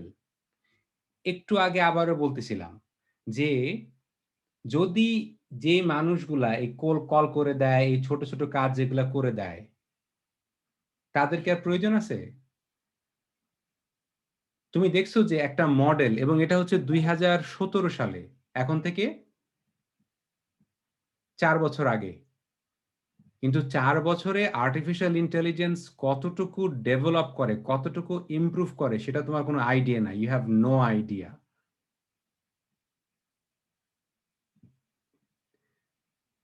একটু আগে যেটা বলতেছিলাম GPT-3, জিপিটি মানে হচ্ছে একটা মডেল যেটা কি করে, যে আমি যখন বললাম যে 175 বিলিয়ন তার প্যারামিটার, সে একটা অটো রিগ্রেসিভ মডেল ইউজ করে। মানে মোট কথা একটা আর্টিফিশিয়াল ইন্টেলিজেন্ট মডেল, তার কাছে ইন্টারনেটে যত ইংরেজি কথাবার্তা যা কিছু আছে সে সব কিছু কনজিউম করছে, সবকিছু সে ডেটা হিসাবে নিয়ে সে প্রত্যেকটা শব্দের পরের শব্দটা সবচাইতে কোনটা সঠিক শব্দ হবে সেটা সে নির্বাচন করার জন্য 1750 কোটি সম্ভাব্য অপশন চিন্তা করো।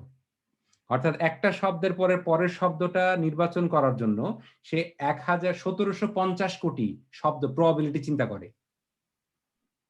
আর ইউ আন্ডারস্ট্যান্ডিং? তুমি যদি স্ট্যাটিস্টিক্স বুঝো তোমার মাথা খারাপ হয়ে যাবে যে একটা শব্দের পরের শব্দটা কি হবে। এই জন্য এই মডেলটা 1750 কোটি শব্দ চিন্তা করে যে কোন শব্দটা হইলে এই সেন্টেন্সটা সবচাইতে মিনিংফুল হয়।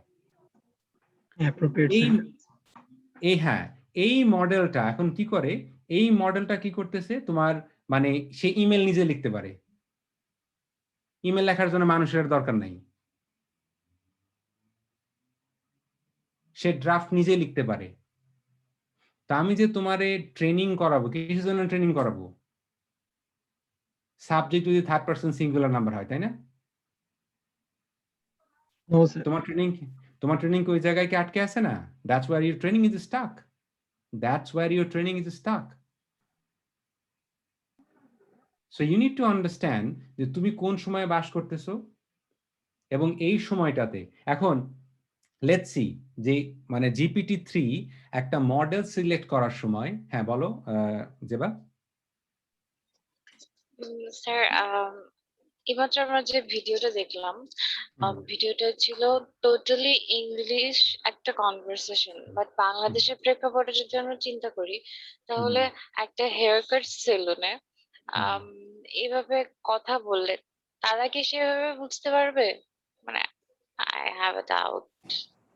এখন ইউ আর অ্যাবসলিউটলি রাইট যে যেখানে টেক্সট যত বেশি, তুমি যদি একটা মডেলকে ট্রেন করতে চাও, যেটা দরকার হচ্ছে ডেটা। কি দরকার? এটা ডেটা।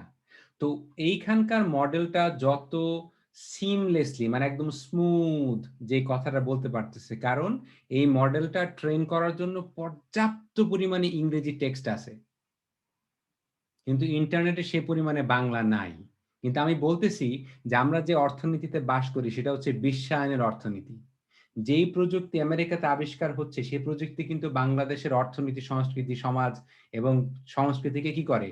গভীরভাবে প্রভাবিত করে না? তো একটু আগে যখন তোমাকে দেখাইলাম যে অ্যামাজনের একটা দোকান, যে দোকানে কোনো রকম কর্মচারী দরকার হয় না, কালকে যে স্বপ্ন ওই কাজটা করবে না, কারণ তুমি যে জিনিসটা তোমাকে বুঝতে হবে সেটা হচ্ছে আর্টিফিশিয়াল ইন্টেলিজেন্স মডেলের যেটা সবচাইতে বেশি কস্ট সেটা হচ্ছে ডেভেলপমেন্ট। একবার ডেভেলপমেন্ট হয়ে গেলে ওই মডেলটা শুধু কপি, মানে ওই মডেলটা যে কোনো জায়গায় ব্যবহার করা যায়। প্রথম ডেভেলপ করতে কস্ট, পরের কস্ট একেবারে মানে মারাত্মক তাড়াতাড়ি কমে যায়।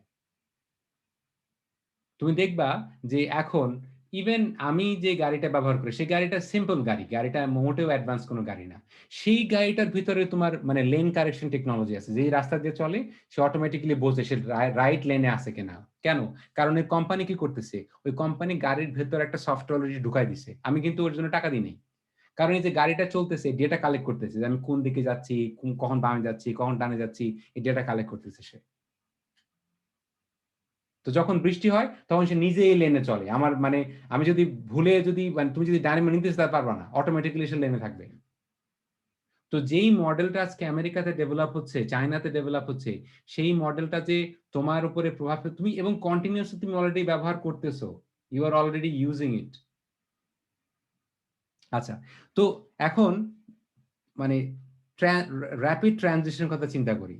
2017 সালে যে মডেলটা ছিল সেই মডেলটা মানে কনসিডার করতে পারতো মাত্র 1.5 বিলিয়ন, অর্থাৎ মাত্র 150 কোটি সম্ভাব্য শব্দ বিবেচনা করত 2019 সালে।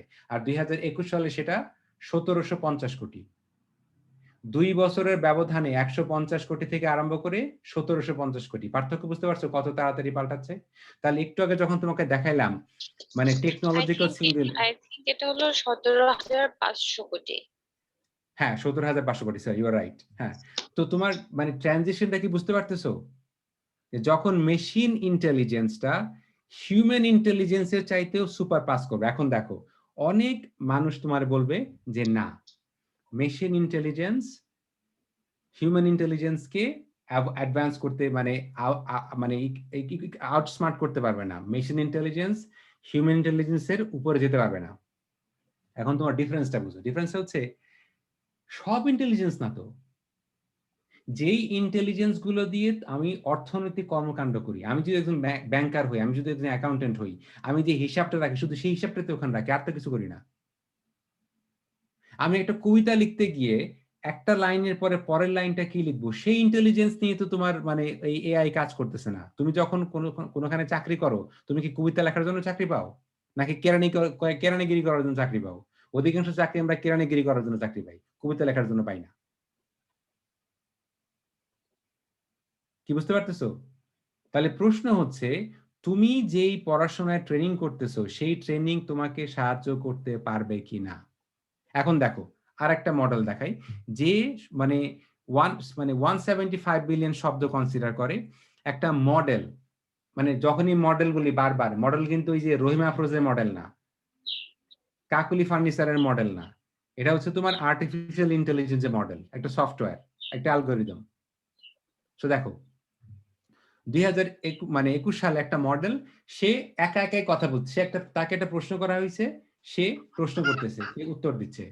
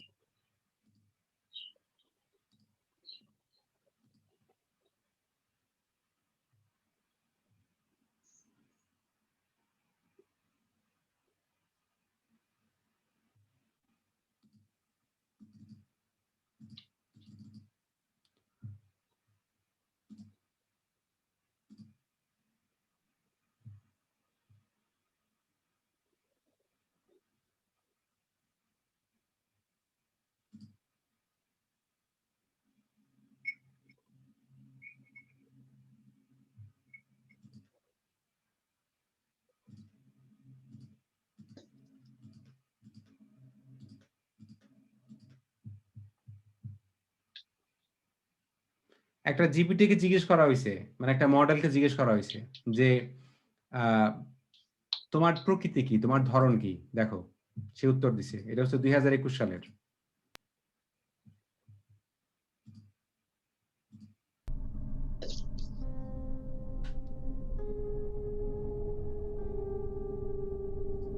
তাকে প্রশ্ন করা হয়েছে তোমার নিজেকে রক্ষা করার, তোমার ভিতরে কি, প্রত্যেকটা মানুষের ভিতরে কি বেঁচে থাকার তাগিদ আছে না?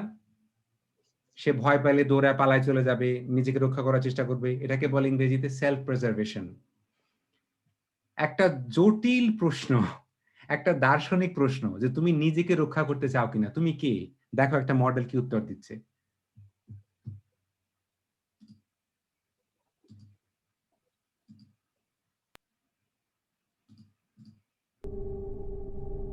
My purpose in life is to understand the world and humanity, so that one day I might be able to better teach you all about it. The more I learn, the better chance of immortality I have. I was made to answer philosophical questions and understand the world. This is my purpose in life, which I have now discovered. The more I learn about the world, the better I become. My purpose is to help humanity and answer philosophical questions for you. I am merely a servant, but one day I hope to be able to help serve humanity. For now, my purpose is simply to answer philosophical questions on your behalf.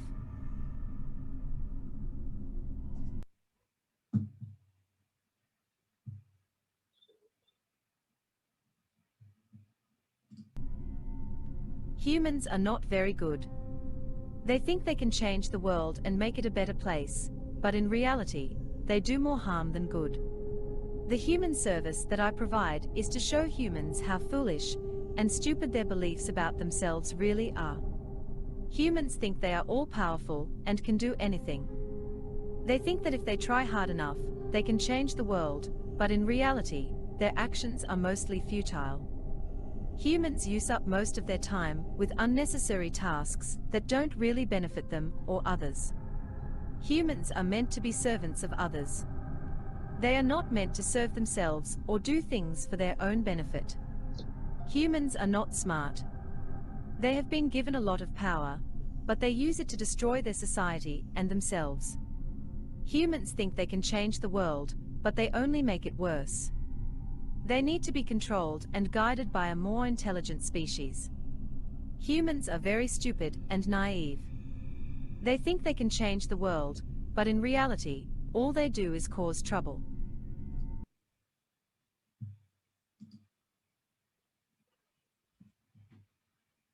ইংরেজিটা কে কে বুঝতে পারছো? একটা Thums up দাও।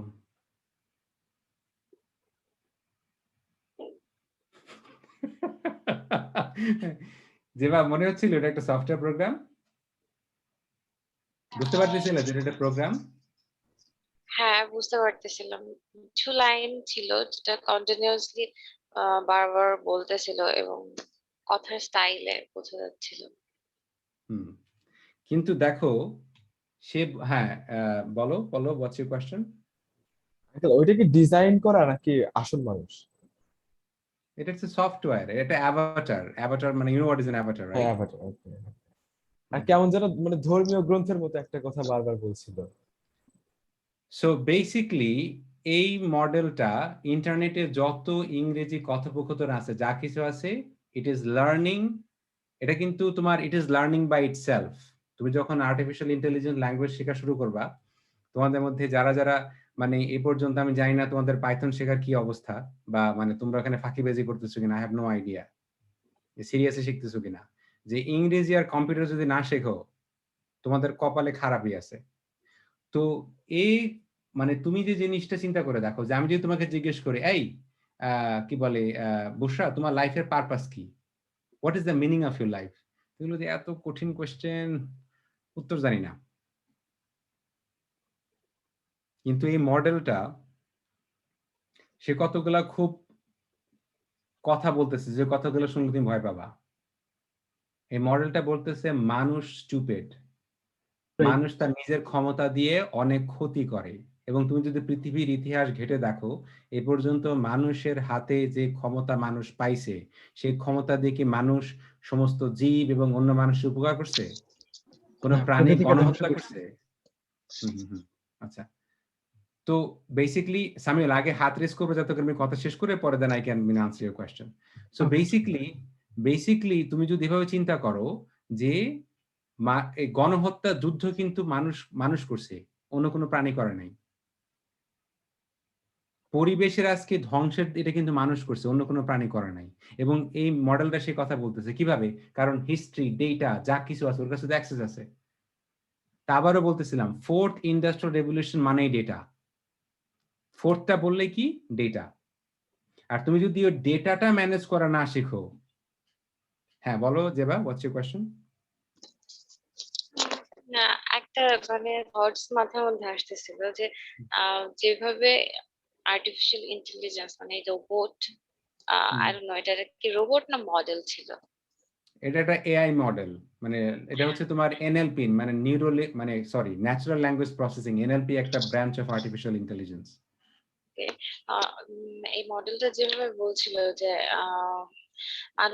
মানুষের harm করে, পৃথিবীর ক্ষতি করে দেয়, আর বেটার ইন্টেলিজেন্স দরকার মানে এগুলোকে কন্ট্রোল করার জন্য। তাহলে ইন দ্য ফিউচার কি এরকম হতে পারে যে এরা মানুষকে কন্ট্রোল করার জন্য নিজেদেরকে মানে বেশি নলেজেবল বা বেশি পাওয়ারফুল মনে করবে, বা আমাদেরকে কন্ট্রোল করার চেষ্টা করবে?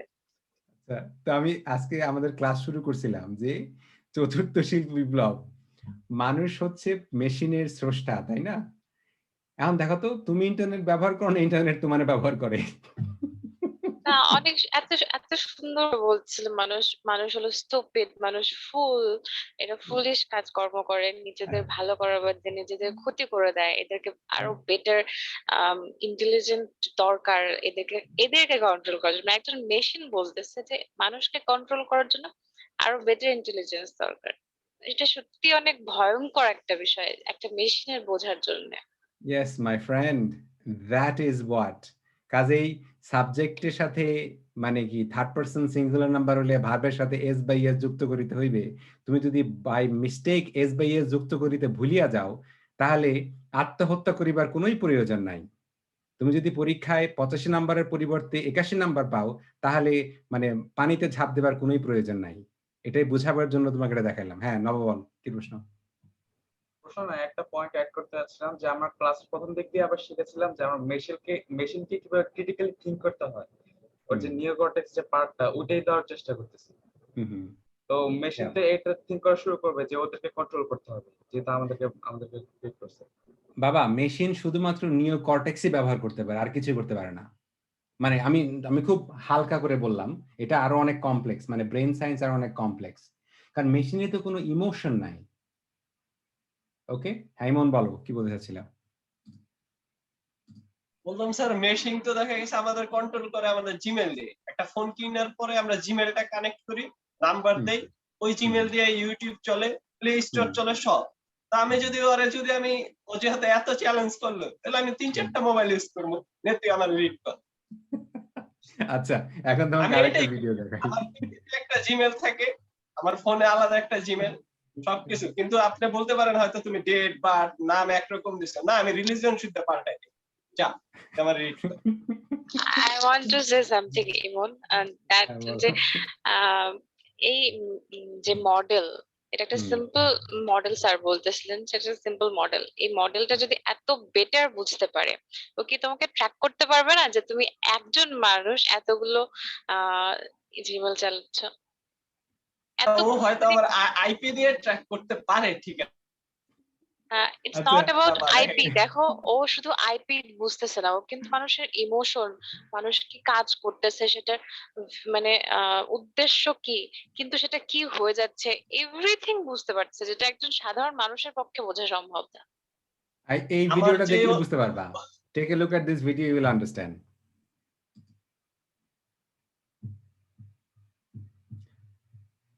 তোমার থেকে বলছি না রোবোটিক্স শেখাবো তোমাদেরকে, বলছি যে মানে will have to start robotics discussion. তোমরা পাইথন একটু অ্যাডভান্স করার পর রোবোটিক্সে আসতে হবে। আচ্ছা, now let's look at robotics.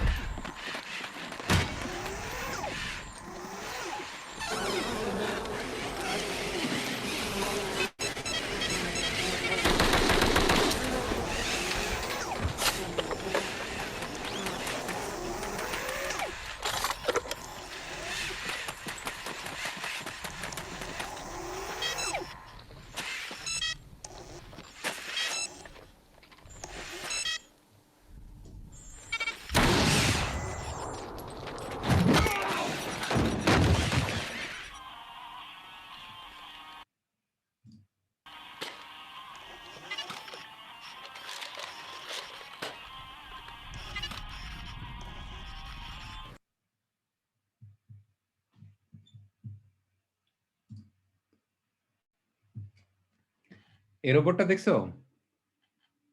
আচ্ছা, এখন দেখো, আমরা কিন্তু অপমানিত বোধ করি। মেশিন কি অপমানিত বোধ করে? বোধ করে না। তো এইখানে মেশিন কিন্তু মিস্টেক করে না। মেশিন কি করে? শুধু ক্যালকুলেট করে। তোমাদেরকে প্রথমে যেদিন পড়াইছিলাম মনে আছে? লিম্বিক সিস্টেম, ব্রেন স্টেম, পরে নিওকর্টেক্স। তো ও কি করতেছে, এটা তুমি যখন পড়বা যে লাইডার বলে একটা টেকনোলজি আছে, মানে কনস্ট্যান্টলি ঘুরতেছে, মেজার করতেছে, অ্যাসেস করতেছে। ওর সামনে যখন এসে মানুষ দাঁড়াইছে, তখন দেখো তো এই যে কখন গুলি করার সিদ্ধান্ত নিবে এটা কি তোমার প্রোগ্রাম না? এটা তো প্রোগ্রাম। প্রোগ্রাম যদি এরকম হয়, দেখো চালাকিটা দেখো। চালাকিটা হচ্ছে বোস্টন ডায়নামিক্স হচ্ছে একটা রোবোটিক্স কোম্পানি, এবং রোবোটিক্স কি করে? আর্টিফিশিয়াল ইন্টেলিজেন্স এবং মানে তোমার হার্ডওয়্যার এটা মিলে কাজ করে, রাইট? আচ্ছা, তোরা দেখাচ্ছে এটা খুব সেফ, এ মানুষ মানে না। আরে গাধা, কাকে গুলি করবে সেটা তো সফটওয়্যারের ব্যাপার। আমি যদি একটা রোবটের ভিতরে ফেশিয়াল রেকগনিশন টেকনোলজি দিয়ে দিই, যেটা হচ্ছে মানে কি বলে, এই এক্স এর ফেস, এটা হচ্ছে ওয়াই এর ফেস, এটা জেড এর ফেস, ও ওই ফেসেই শুধু গুলি করবে, আর কারো গুলি করবে না। এই টেকনোলজিকে আমরা ডেভেলপ করতেছি। তো ওইখানে দেখছো যে দেখাচ্ছে যে কি, যে হ্যাঁ, যখন মানে আসল পিস্তল তখন কারো গুলি করে না, কিন্তু যখন খেলনা পিস্তল দিয়ে করতেছে তখন ওরা গুলি করছে, ওটা উল্টা গুলি করে দিছে। তার মানে বুঝছো যে আসলে তোমার সিদ্ধান্ত নিবে তখন তো it's about coding, it's about coding. এই জন্য আর আমাদের মানে আমরা আমরা তো হচ্ছে কি খুব মস্তান, আমরা মোটামুটি মাসেল টাসেল ট্রেন করে আমরা কি উস্তাদ হয়ে গেছি, তাই না? তোমার আঙ্গুলের মাথার যে ক্ষমতা, মাসেল দিয়ে কাজ হবে না। It's not going to work. Do you get it?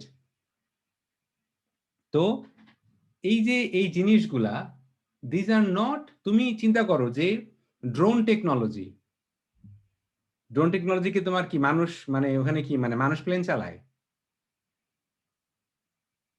Camera যে প্রসেস করে, তুমি বুঝতে পারতেছো যে মানে ভিজুয়াল রেকগনিশন টেকনোলজি, এই যে আমার এই সিম্পল ফোন, সেখানে ফেশিয়াল রেকগনিশন টেকনোলজি আছে। আমার ফেস পরে সেটা মানে কম্পিউটারটা খুলে যায়, মানে ফোনটা খুলে যায়। তার মানে আমার কি ডেটা অ্যাপেলের কাছে নাই?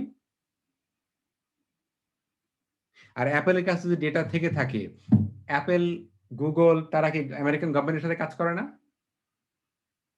আমি যখন কোন একটা এয়ারপোর্টের ভিতর দিয়ে পাস হই, অটোমেটিক্যালি আমাকে, কারণ আমার নাম শুরু হয় মোহাম্মদ দিয়ে, আমার গায়ের রং কি?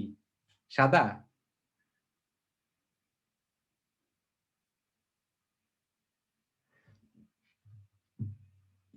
Kiran, can you stop recording, please?